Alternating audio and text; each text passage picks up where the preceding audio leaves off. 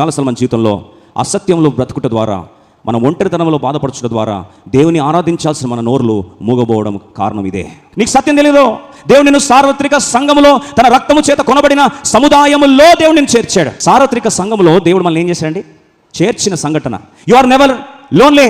మళ్ళీ ఒకసారి చెప్తున్నా, బాప్తిస్మం తీసుకున్న దేవుని బిడ్డ, రక్షణ పొందిన దేవుని బిడ్డ, సార్వత్రిక సంఘంలో చేర్చబడిన నీవు ఎప్పుడు కొన్ని వచ్చి మాట రాకూడదు. ఏ మాట అంటే, నేను ఒంటరి వాడిని, నేను ఒంటరి దానను. దయచేసి ఈ మాట ఇంకొకసారి అబద్ధము.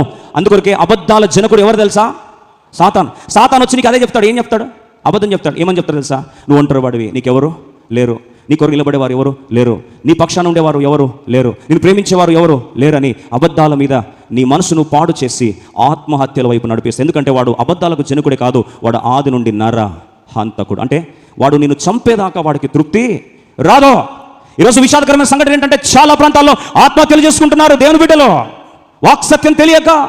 ఒక మాటలో చెప్పాలంటే, సత్యము వెలుపల ఉన్నావు కాబట్టి ఈరోజు నీ ఆలోచనలు, నేను ప్రాణం తీసుకుంటే బాగుండు, నేను చనిపోతే బాగుండు అని ఈరోజు ఆలోచిస్తున్నావు.